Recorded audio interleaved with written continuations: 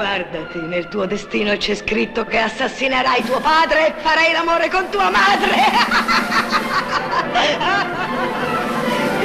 Miyaji, Sako, Kimiko, Tamako, Teru, Mariko.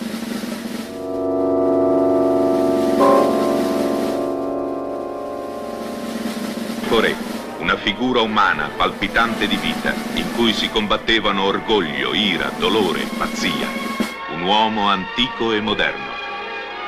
Un dramma di ieri, di oggi, di domani. Bonjour et bienvenue dans ce nouvel épisode du Tambourin, le podcast du Ciné Tambour. Moi c'est James, je suis en compagnie de Thibaut. Bonjour. Et de nos deux invités de la licence Humanité, Anaël. Hello. Et Théa. Salut. Du projet Faber, centré cette année autour de la figure du héros ou de l'anti-héros, plus précisément du mythe oedipien, avec les deux films Oedipe Roi de Pier Paolo Pasolini et Les Funérailles des Roses de Toshio Matsumoto, deux très beaux films sortis à la fin des années 60. Théa et Anaël, merci d'être avec nous pour l'épisode d'aujourd'hui. Vous pouvez vous présenter ou nous présenter un peu le projet d'Humanité ? Ouais. Bah écoutez, nous aujourd'hui en tant que L3 Humanité, on vient vous présenter du coup le projet Faber dirigé par Anne Gangloff, qui est porté sur la question de l'héroïsation, notamment en Europe et aussi à travers le cinéma. Et la question, il y a plusieurs questions qui sont portées par ce sujet-là, notamment quelle actualité ont les héros antiques aujourd'hui ? Est-ce que les héros anciens peuvent rester des héros européens ? Et comment une même figure du héros peut-elle se reconfigurer à travers les époques, les contextes, etc. Et pourquoi aujourd'hui en Europe, par exemple, on a des difficultés à héroïser des personnages et aussi de créer une figure supranationale qui ne soit pas éphémère. Donc c'est un peu les questions qui sont portées par ce projet-là et auxquelles on va essayer de répondre à travers, par exemple, ces deux films. Super, vous pouvez nous dire un petit mot sur le mythe d'Oedipe pour ceux qui... Bon, je pense qu'on connaît tous un peu, mais... Ouais, bien sûr. Et ben, le mythe d'Oedipe Roi, on le connaît surtout avec Sophocle, hein, dramaturge du 5e siècle.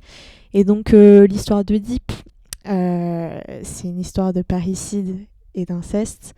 Donc, effectivement, Oedipe va tuer son père, Laios, et va finir par... épouser sa mère, Jocaste, et lui faire des enfants. Voilà. Et on a une fin un peu tragique, puisque Oedipe va se crever les yeux en apprenant la vérité, et repartir donc aveugle, les yeux crevés. Super. Bonne ambiance. Très joie. Donc c'est vraiment un personnage complexe de la mythologie grecque. Ouais, c'est le héros tragique, clairement. Il y a les thèmes de la destinée, de la fatalité, de la culpabilité, de la quête de vérité qui se retrouvent dans cette... Tout ça. Ouais. C'est vraiment le tragique grec. Et ça a été vachement repris aussi par Freud dans ses théories, Ouais. etc.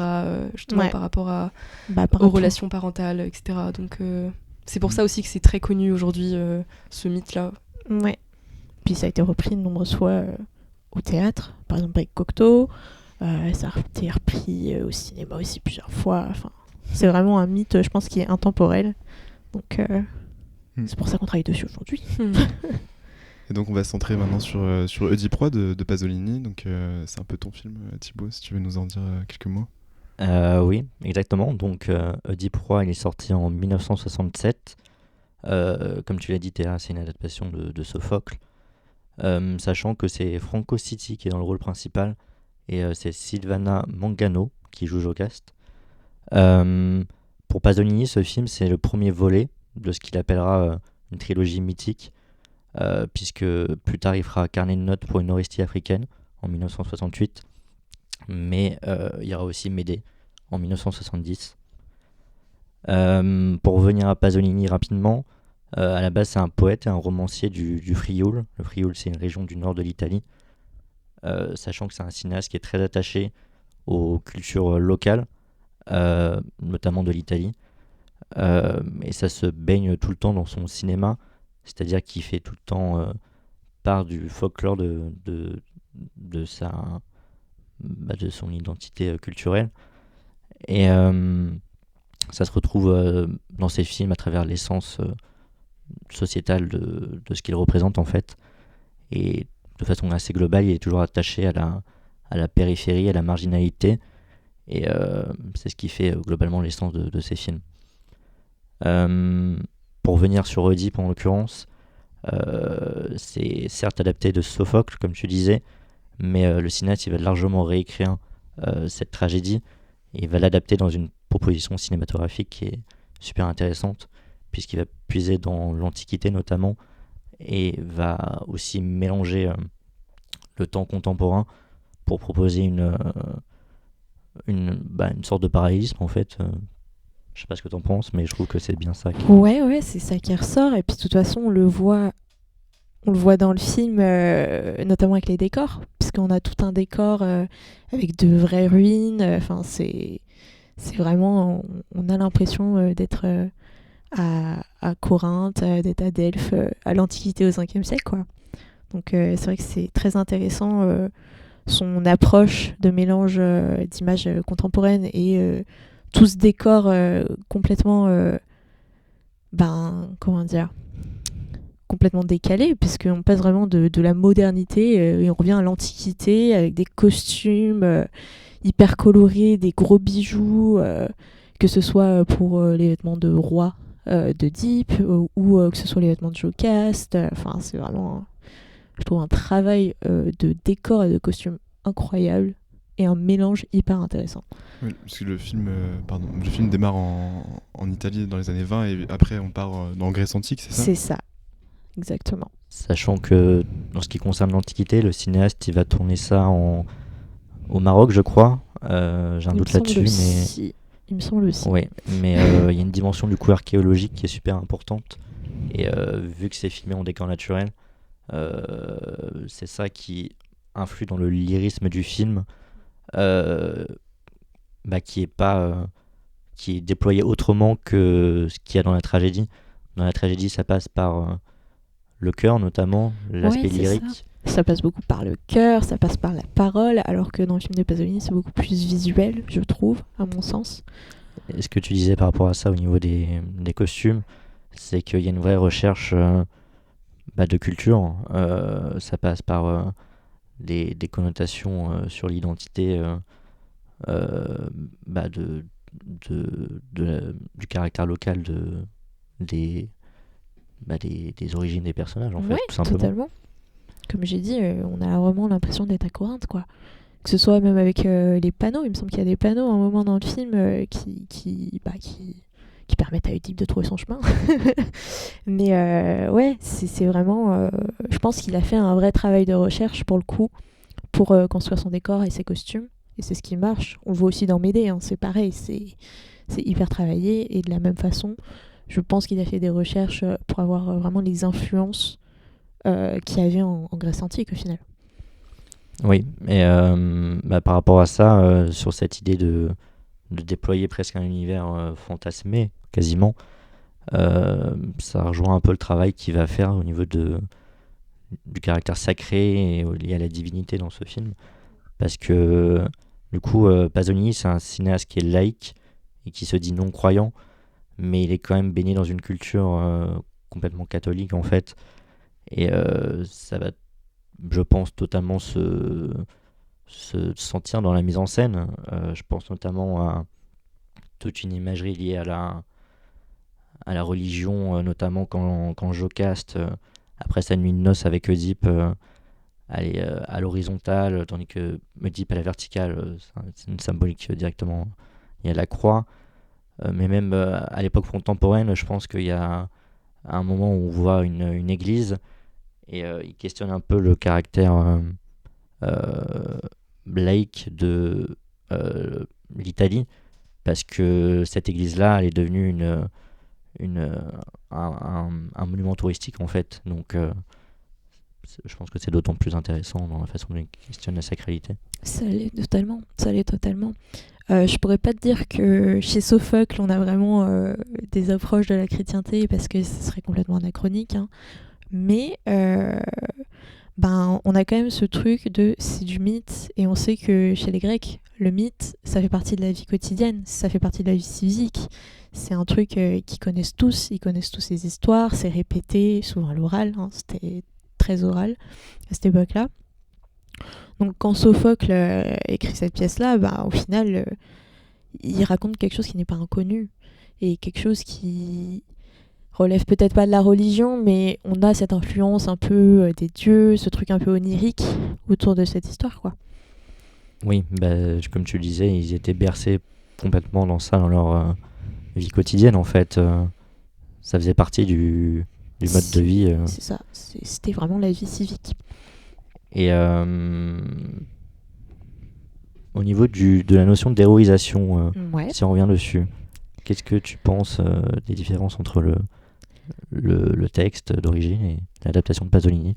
Alors, je trouve qu'on a quand même des différences assez flagrantes, à mon sens, parce que chez Sophocle, il y a quand même ce truc un peu de...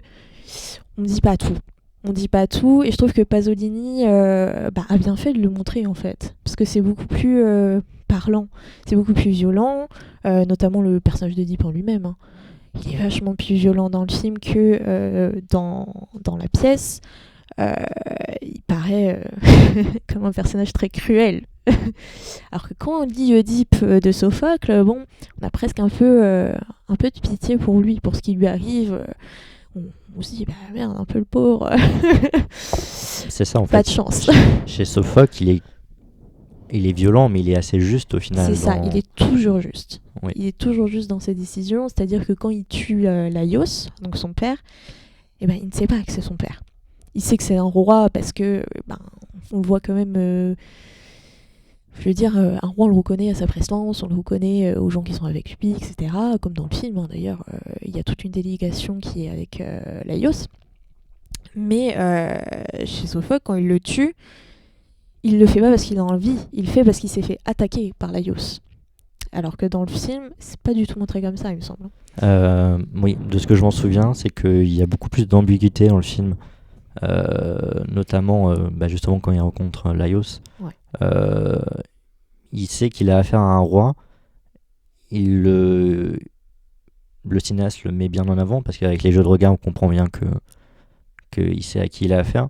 Il y a une forme d'ambiguïté en fait, donc je pense que ça traduit aussi l'idée d'une sorte d'indécision de ce personnage qui est toujours est-ce que je le fais confus, on va dire. Ouais, il est complexe. Hein. Je pense que c'est un des héros tragiques les plus complexes qu'on peut trouver. Parce que, il tue son père, il se marie avec sa mère, on se dit, mais quand est-ce que tu te dis que ça va fonctionner? Alors qu'il est parti, il voulait pas vivre ça, justement. Il a quitté ceux qui pensaient être ses parents, donc Polybe et Mérope. Donc qui était à Corinthe, si je me trompe pas. Voilà, donc il les a quittés pour éviter cette tragédie qu'il a appris par l'oracle qui lui dit qu'il tuera son père et il enfantera sa mère. Mais quand il apprend à la fin que justement il a réalisé ce que le destin avait prévu pour lui au final, c'est vraiment une fatalité pour lui, ça l'assomme tellement qu'il se crève les yeux au final. Et ça l'atteint pas que lui, ça l'atteint sa mère aussi, qui finit par se pendre au final. Ça rejoint bien l'idée d'ambiguïté que je disais avant aussi, parce que le personnage, j'ai l'impression qu'il fait toujours des détours dans le film, notamment dans le désert. J'ai l'impression qu'il passe toujours par les chemins et il va en avant, il va en arrière. Et ça, c'est comme une errance en fait du personnage. Ouais. Alors, si je me souviens bien, il y a même un moment où je crois qu'il se cache les yeux, puis il tourne sur lui-même, et puis il va dans la direction qui est devant lui, en fait. C'est vraiment, il se dit, c'est le destin qui choisira. Sauf que, on sait ce que le destin avait prévu pour lui au final. Et même par rapport au moment où il rentre à Thèbes, du coup, où il rencontre la créature, le sphinx, je trouve que le traitement apporté à ce moment de la pièce est assez original. Ouais, c'est vrai que dans le film, c'est pas du tout abordé de la même façon. C'est-à-dire que dans la pièce, on a vraiment toute une énigme qui est posée à Oedipe. Donc elle est assez connue. Bon, on va la rappeler parce qu'elle est quand même rigolote. C'est qui, le matin, est à 4 pattes, dans la journée, à 2 pattes, et finit donc le soir à 3 pattes. Donc, je sais pas, vous connaissez la réponse. Normalement, oui, je crois. C'est l'homme. C'est l'homme, Ah. exactement. C'est l'homme, c'est le cours de sa vie au final. Donc, le matin à 4 pattes, comme un enfant, un bébé. À 2 pattes, donc l'adolescence, la vie d'adulte. Et à 3 pattes, donc la 3e patte, c'est la canne du vieillard. Mais c'est vrai que du coup, ce sphinx qui pose cette énigme, qui pose quand même un petit mystère, parce que il répond pas sur le coup, il trouve pas la réponse, il comprend pas pourquoi on lui dit ça. Et dans le film, c'est pas du tout abordé comme ça, parce que on a cette créature un peu étrange, on comprend pas trop. Déjà que le sphinx a une forme humanoïde, en fait, ça, il a un masque. Donc au final, ça le ramène complètement à lui-même, rien que par la question qu'il lui pose, qui est différente, puisqu'il lui dit il y a une énigme dans ta vie, quelle est-elle? Donc au final, ça le ramène complètement à sa propre condition. C'est moins une question universelle et beaucoup plus personnelle, et ça rejoint le complexe oedipien théorisé par Freud au final. Exactement, puisque c'est ça, Freud il théorise le fait de se questionner soi-même, de comprendre pourquoi on a certaines pulsions qu'on ne sait pas d'où elles viennent, en fait. Dans Oedipe, c'est clairement la pulsion de tomber amoureux de sa mère. Au final, genre l'inceste, pourquoi l'inceste?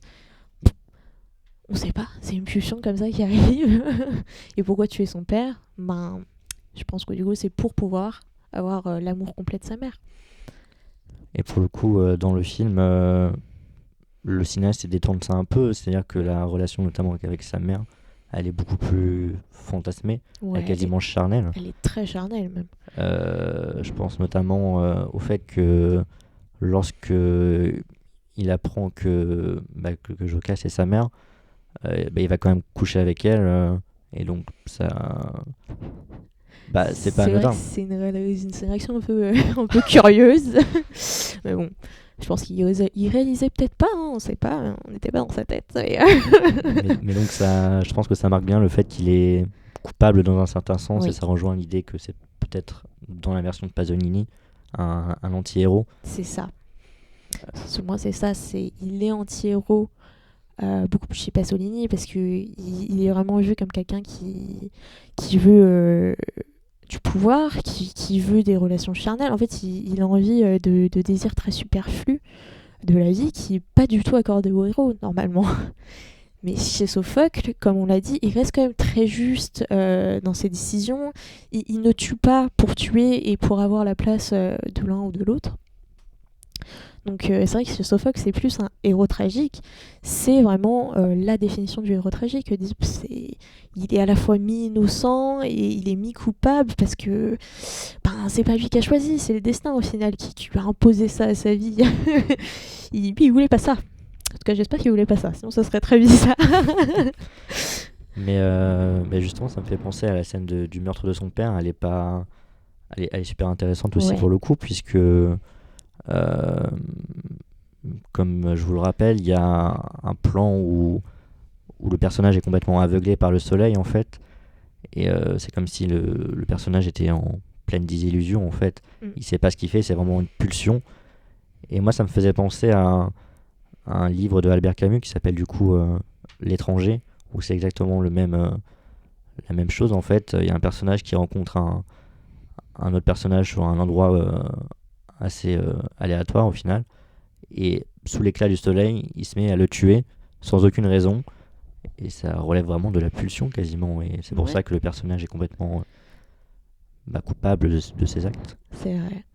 Puis c'est vrai que dans le film, je trouve que Oedipe apparaît un peu comme peut-être pas fou, c'est pas le mot, mais quand il tue son père, il est quand même assez hystérique, il se met à rigoler, il se met à crier, puis avec les jeux de lumière comme t'as dit, on comprend pas tout, on comprend pas pourquoi ça arrive, pourquoi il commence à tuer tous les soldats qui sont autour du roi, pourquoi comme ça sur le chemin tu t'es dit je vais le tuer. on comprend pas trop, alors que comme on l'a dit un peu plus tôt chez Sophocle, le fait qu'il tue son père, c'est parce que son père l'a attaqué entre guillemets, il est venu chercher, alors que là chez Pasolini c'est un peu gratuit. Il me semble quand même qu'il y a il y a une dimension un peu autobiographique dans le film de Pasolini, parce qu'il retrace un peu son père était le lieutenant de l'armée fasciste de Mussolini, Et c'est un peu aussi une critique, même vachement une grosse critique du conservatisme, du fascisme et de la bourgeoisie militariste italienne dans lequel Pasolini a baigné et contre laquelle il s'est retourné. Je sais pas si t'as des mots. Bah ouais, bah exactement. En fait, à propos du film, il dit que, bah, surtout pour les séquences dans l'époque contemporaine, il dit qu'il a voulu développer une œuvre nationale populaire, dans le sens où il voulait montrer une société de masse en souffrance, notamment sur le moment où il est enfin toute la séquence du début. En fait, il met en parallèle le père, qui est un officier, et c'est la même chose pour Pasolini du coup, lui-même. Donc c'est complètement, le film est autobiographique en fait, et le cinéaste il se veut déployer son rapport personnel avec ce mythe en fait. Il fait un lien de corrélation entre les deux. Ouais. On le voit dans le film parce que il me semble qu'au début, donc les premières scènes, on a toute une scène avec l'abandon du bébé. Alors que chez Sophocle, on arrive directement quand il y a il y a Oedipe qui va voir l'oracle. Il n'y a pas tout ce contexte de l'abandon du bébé, tout ça. On le sait avec d'autres textes, si je me trompe pas. Si quelqu'un sait, vous pouvez me le dire, mais il me semble que c'est ça. Donc je trouvais ça hyper intéressant. Et le fait que ce soit des images beaucoup plus contemporaines aussi à Pasolini, c'est hyper intéressant. Et je pense que c'est là aussi qu'on voit ce truc autour du fascisme, etc. Avec ce militaire, du coup, qui est le père, si je ne me trompe pas. Enfin, c'est très intéressant. Et concernant la contemporanéité, je pense que le film Le Funérailles des Roses aussi, c'est quelque chose qui questionne ça, surtout que là, en l'occurrence, le mythe est réadapté dans une autre culture. Donc, est-ce que vous pouvez nous en parler peut-être ? Et oui, très belle transition Thibaut. Donc on va passer au Funérailles des Roses, film de Toshio Matsumoto sorti en 1969. Matsumoto reprend aussi la tragédie oedipienne de Sophocle, mais la place là dans un tout autre cadre qui est celui de la culture queer underground de Tokyo de la fin des années 60. On suit dans Les Funérailles des Roses le personnage de Eddie, qui est en fait Oedipe avec juste des lettres en moins au final. Eddie qui est incarné par Pita ou Peter, qui est un icône LGBT, chanteur, danseur et acteur dont l'apparence androgyne lui vaudra une place vraiment ancrée sur la scène drague japonaise. Et c'est autour de cette star montante que le film s'écrira. Le réalisateur aurait repéré Pita dans un bar gay d'ailleurs, et se serait inspiré de la vie quotidienne de cette vedette pour écrire son film. Film qui est assez difficile à résumer d'ailleurs, parce que pas tant linéaire que ça. C'est un film qui s'inscrit dans la nouvelle vague japonaise qui, tout comme la nouvelle vague française, brise un peu cette linéarité narrative et les conventions cinématographiques, tout ça. Donc, ouais, le réalisateur... Pardon. Est-ce que tu pourrais couper la dernière phrase ? Désolé. Le réalisateur Matsumoto aurait repéré Pita dans un bar gay, et le film se serait inspiré du quotidien de cette vedette, en plus donc de la tragédie oedipienne mêlée au cinéma avant-gardiste du Japon des années 60 en plein mouvement de contestation sociale et de libération sexuelle. C'est un peu tous ces éléments qui feront de Funérailles des Roses un savoureux mélange de cinéma expérimental, de mélodrame, de comédie, d'érotisme et de documentaire. Donc on se retrouve avec un film audacieux qui interroge une sexualité trouble et une identité de genre transféminine, en 1969, je le rappelle, et avec une délicatesse et une finesse que je trouve assez incroyable. Donc Pita joue Eddie, qui est un jeune travesti ou bien une femme trans, on le sait pas vraiment. Il y a toute cette ambiguïté dans le film. Ils utilisent la terminologie de gay boy, ils utilisent vraiment le terme anglais. Mais ouais, on nous dit pas les pronoms que préfère employer le personnage, mais qu'importe, au final, c'est en tout cas un personnage marginal et extravagant qui est entouré d'une bande d'amis, tous plus extravagants les uns que les autres, qui donc font leur vie, traînent dans des bars et des magasins, s'amusent, se maquillent, prennent de la drogue, font les stars, tout ça. Mais d'ailleurs, par rapport à ça, il n'y a pas que de l'amusement, je trouve aussi de leur côté. C'est vrai qu'à un moment, il y a une scène de bagarre justement entre les gay boys et des femmes, 3 femmes aussi dans la rue. Ce qui montre un peu aussi ce côté un peu de convergence en fait dans la société, de ce renouveau en fait, de ces questionnements, etc. Et ça peut aussi nous... Enfin, en tout cas, dans l'héroïsation, c'est vrai que les héros, c'est des hommes, certes, mais ils ont quelque chose en plus des hommes normaux. Et c'est vrai que là, ces gay boys, ces trans, ils ont quelque chose en plus aussi, et ça se ressent vachement dans le film, en tout cas, je trouve. Je sais pas si tu voulais rajouter quelque chose en particulier. Moi, insister sur le caractère transgressif du film qui est vraiment... Ouais, dans les années 60, au Japon, il y a vraiment une conscience des luttes sociales et étudiantes et ouvrières qui convergent dans l'industrie cinématographique. C'est du coup la nouvelle vague japonaise qui est assez contemporaine à la nouvelle vague française avec Godard notamment. Donc on peut rapprocher le cinéma de Matsumoto à celui de Godard. Il y a l'Arts Theatre Guild qui est un studio qui produit, c'est celui qui produit le film de Matsumoto et qui finance et distribue dans les années 60 l'essentiel du cinéma indépendant japonais. Monsieur Danielou en parlerait mieux que moi, mais c'est un cinéma très influent et militant. Et ouais, en 1968, Matsumoto filme For the Damaged Right Eye, son dernier court-métrage avant de faire son premier long-métrage qui est Funérailles des Roses. Et c'est un film qui montre donc des images de manifestations étudiantes mêlées à des images de performances artistiques dans un split screen très kaléidoscopique et envoûtant. Et ça donne un avant-goût à l'expérimentation que fait Matsumoto dans Funérailles des Roses, parce que c'est quand même un film narratif, même si il y a une grande part d'expérimental et aussi à la fois de documentaire. Toshio Matsumoto, c'est vraiment un pionnier dans le genre. Il s'approprie l'outil numérique, il réalise beaucoup de courts-métrages très rythmés, très montés, très psychédéliques, plus ou moins narratifs, plus ou moins vertigineux. La plupart d'entre eux sont disponibles sur YouTube d'ailleurs, allez les voir, c'est assez intéressant. C'est des films qui sont vraiment, c'est des films qu'on voit au musée, quoi. C'est pas des films qu'on regarde comme ça pour se divertir, mais c'est intéressant. Et sa patte expérimentale mêlée à ce militantisme qui passe par quelque chose de vachement poétique et théâtral, cette subversion de l'identité et de la sexualité, ça fait quelque chose d'assez inédit. Oui, je sais pas si tu as des choses à ajouter. Il y a cette. Justement, par rapport au fait qu'il y ait vachement quelque chose d'expérimental, etc. À un moment, il y a une scène où Eddie rentre dans un musée. Et c'est vrai que rien que cette scène-là, elle est aussi très expérimentale. On voit Eddie qui se questionne, qui est au milieu de tous ces masques. Et d'ailleurs, il y a une grande importance des figures antiques à travers les masques et les statues dans le film, qui nous rappellent bien l'Antiquité, qui nous ramène du coup au mythe d'Oedipe, qui est clairement les inspirations du réalisateur dans ce film. Et du coup, cette scène, c'est une grande question sur l'identité de genre, mais aussi sur l'identité d'Eddie propre, qui ne connaît pas son père, et tout ça, ça nous ramène au mythe d'Oedipe.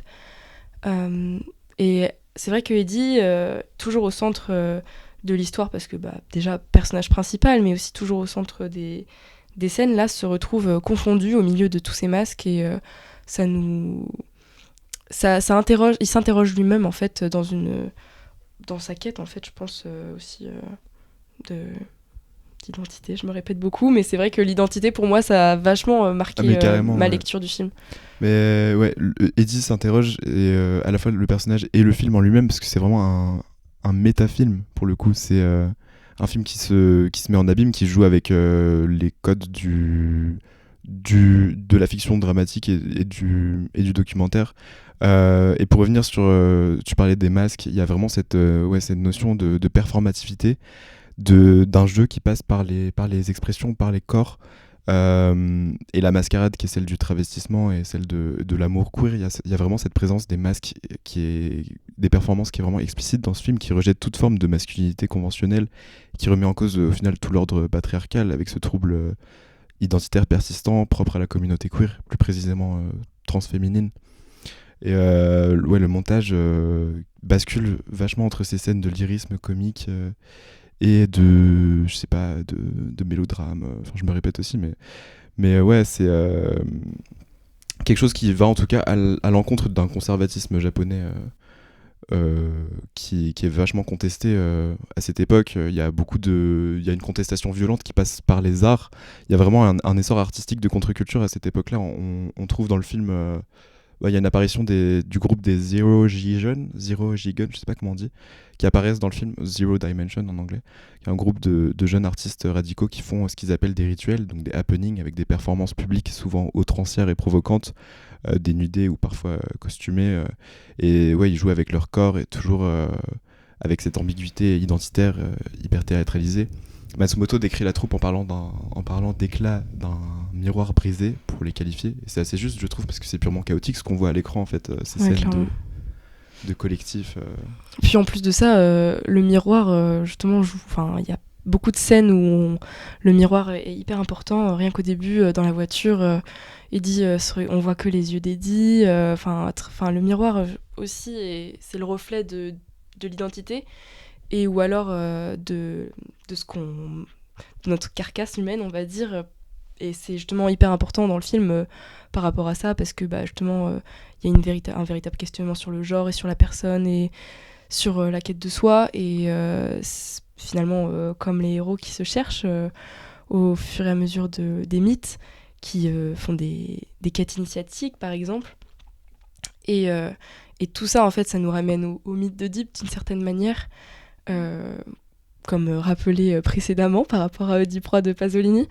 Mais ce film, d'une certaine manière, surtout dans le troisième acte, est littéralement tragique, ce qui nous ramène à la tragédie grecque, avec Sophocle, etc. Puis typiquement, le film commence avec des citations. Je suis la pluie et le couteau, je suis le soufflet et la joue, ou encore je suis les membres et la roue, et la victime et le bourreau. Pour ceux qui l'auront reconnu, ce sont des vers de Charles Baudelaire dans son poème Eotentimoroumenos, désolé pour la prononciation, titre qui veut littéralement dire en grec bourreau de soi-même. Et d'une certaine manière, dès le début, le réalisateur annonce la fin du film et peut-être même le côté tragique de la pièce, la fortune, le destin, en grec touké. Et voilà, c'est... Donc déjà, le réalisateur nous emmène sur ce chemin-là, même si le spectateur ne le remarque pas forcément dès le début. Ouais, mais c'est vraiment ce truc d'autodestruction. La première fois que j'ai vu le film, j'avais pas capté le fait que ce soit Oedipe. En fait, ça passe un peu en soum-soum, on s'en rend compte qu'à la fin. Clairement. À la fin, il y a vraiment cette tragédie hyper théâtrale. Et du coup, mais d'ailleurs, dans le film, il y a un plan dans lequel Eddie se retrouve avec des affiches de Oedipe Roi. Donc, intéressante comparaison, comme quoi le hasard fait bien les choses. Mais c'est vraiment un parcours héroïque tragique avec tous les éléments du mythe oedipien, mais là, en l'occurrence, les genres sont inversés. Et puis, cette révélation finale de la perversion du père qui... Bah ouais. Typiquement, dans le mythe original, c'est Laios qui se fait tuer par Oedipe. La mère se suicide, Jocaste se suicide lorsqu'elle apprend la vérité, que Oedipe c'est son fils, etc. Là, il y a vraiment une inversion, puisque c'est la mère qui se fait tuer par Eddie, lorsque celle-ci a une relation charnelle avec un homme qui n'est pas le père d'Eddie, et Eddie le prend véritablement comme une trahison puisqu'il ne le connaît pas. Il a une sorte d'engouement pour son père et il se sent trahi comme si c'était lui. Et à côté, c'est son père qui se suicide lorsqu'il apprend qu'il a eu une relation charnelle avec Eddie. Puis pas qu'une, véritablement, c'est constant en fait à travers le film. Donc cette inversion du mythe, elle se traduit peut-être aussi par l'inversion des genres qu'il y a à travers la transidentité, etc. Et en fait c'est une véritable revisite du mythe en fait, déjà au Japon dans un contexte moderne d'après-guerre, et aussi avec du coup une inversion des genres.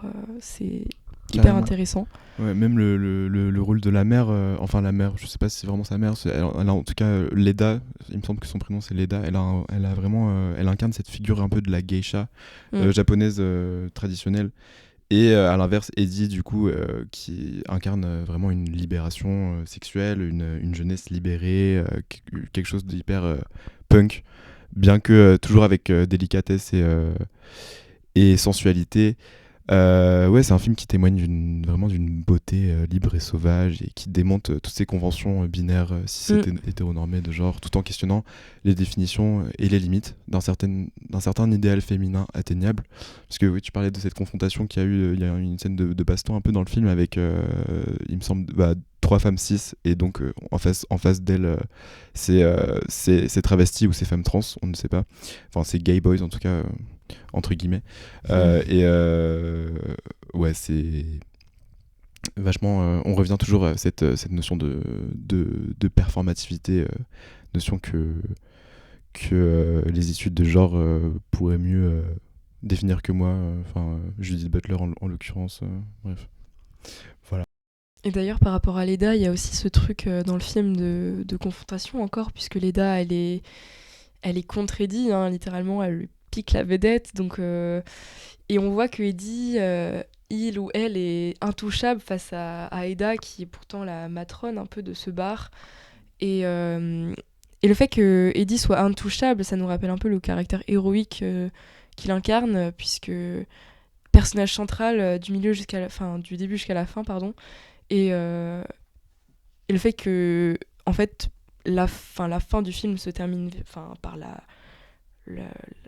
la mort, ou en tout cas le fait que Eddie se crève les yeux comme Oedipe, ça montre bien que le personnage principal du film, quoi, comme Oedipe l'incarne, est intouchable, même si on a le caractère tragique, puisqu'il est c'est lui qui s'inflige, ou elle qui s'inflige ce qui lui arrive, mais en tout cas personne d'autre ne peut la toucher, quoi. Il y a quelque chose de très qui relève un peu de... ça me fait penser en fait les yeux crevés, juste cette scène, c'est très graphique et en même temps un peu absurde et grotesque, et ça rappelle un peu le chien andalou de Louis Buñuel, pour ceux qui ont la référence ici. Du coup, ouais, le réalisateur est aussi inspiré pas mal d'Andy Warhol et de ce pop art vachement la musique américaine très pop, choses comme ça. Et aussi du cinéma vérité, puisque oui, je disais qu'il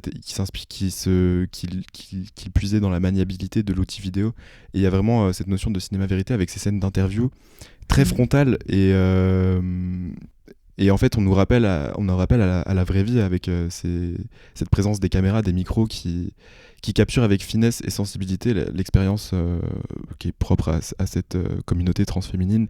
Et ce que je trouve assez dingue, c'est qu'on n'entre jamais dans une certaine perversion.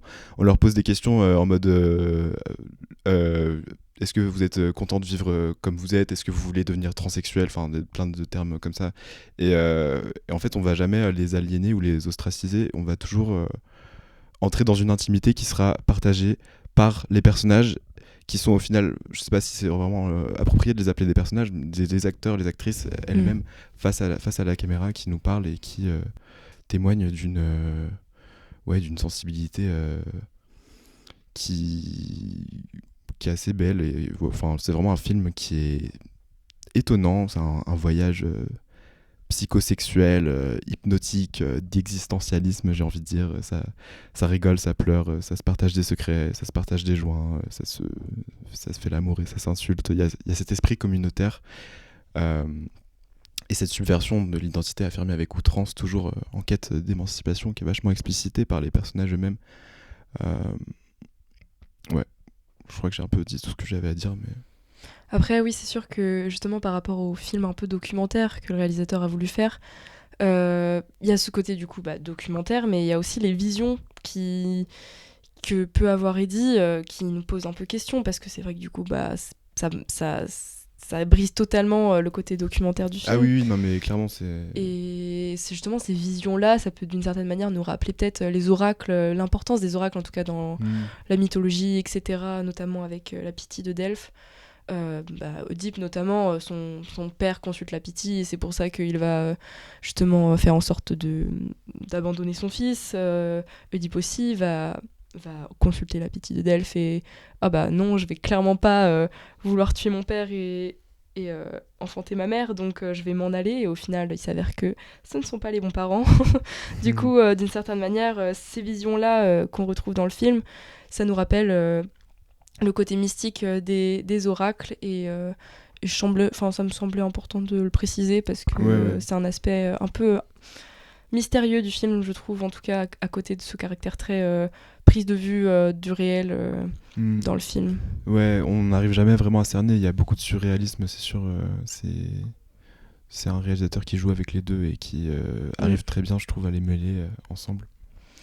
Et puis, justement, par rapport à ce côté tragique, le film, il donne pas véritablement de morale, je trouve, au film, contrairement aux mythes grecs qui, généralement, tendent à donner une leçon, en fait, aux lecteurs ou en tout cas à ceux qui l'entendent.